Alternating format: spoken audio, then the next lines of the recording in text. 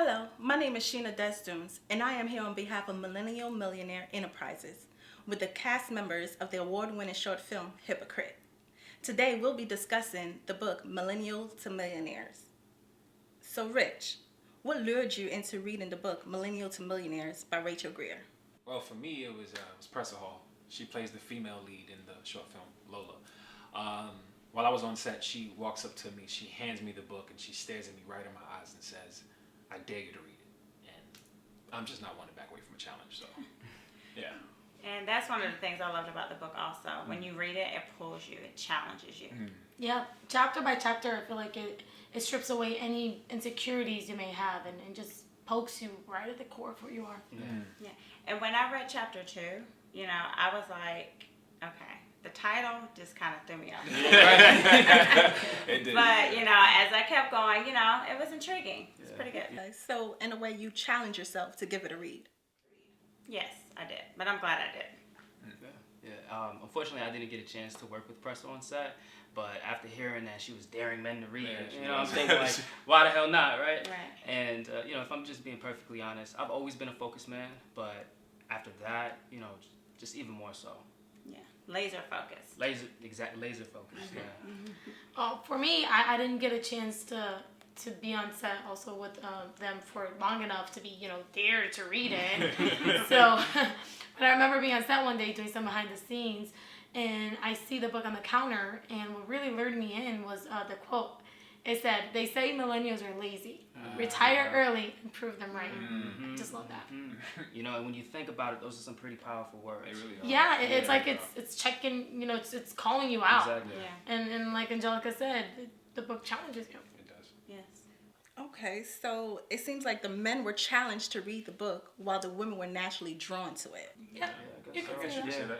Yeah, funny thing is that on set there was a copy of the book left by my brother, Eddie Lingo Jr., the director actually of Hypocrite. And knowing Eddie, he probably planted it there. Yeah. That's some type of social experiment or something. He'd be probably. Okay, so now, without holding back, tell me your thoughts about the book. Mariana, we'll start with you. I think the book really breaks the mold, that society traps us women in. And by mold, I mean like expectations. Yeah.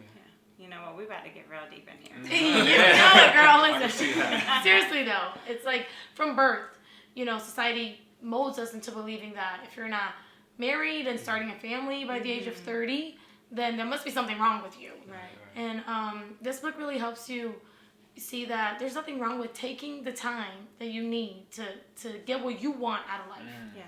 Even if that means staying single for some years, because Right. the amount of attention that your goals require, would probably leave your partner feeling left behind and just, underappreciated and stuff like that. And then it's not fair to the partner or to their relationship. Right.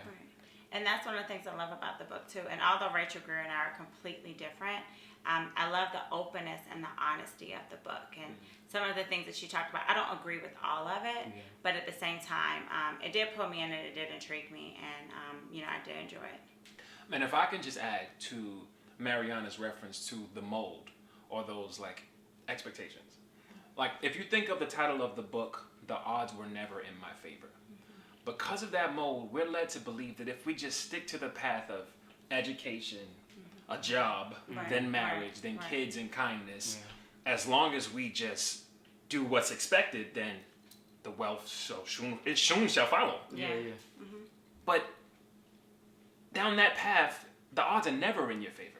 I mean, it takes more to become successful and even more to become a millionaire. Right. And the unfortunate thing is that most of us don't realize that until it's too late. Yeah. However, if you take this book and you place it in the hands of a young, self-motivated, and mature mind, then you can break that mold. I agree. And I can't lie. As a man, I thoroughly enjoyed this book. And no offense, ladies, the first time I just thought it was something for women. I didn't give it a second chance, but after going through it all, I felt like there were some great takeaways for everyone in it. So I just highly recommend everyone just read it and see what you can get from it. Right.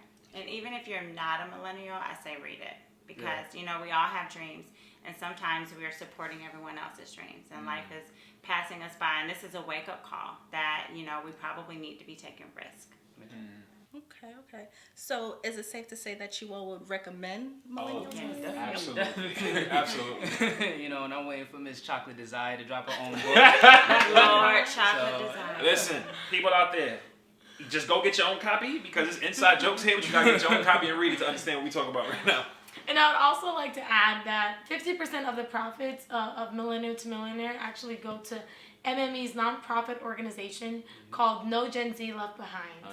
This nonprofit will be empowering and kickstarting the next generation's entrepreneurs, business owners, and talent acts. Yes, so listen, go grab you a copy.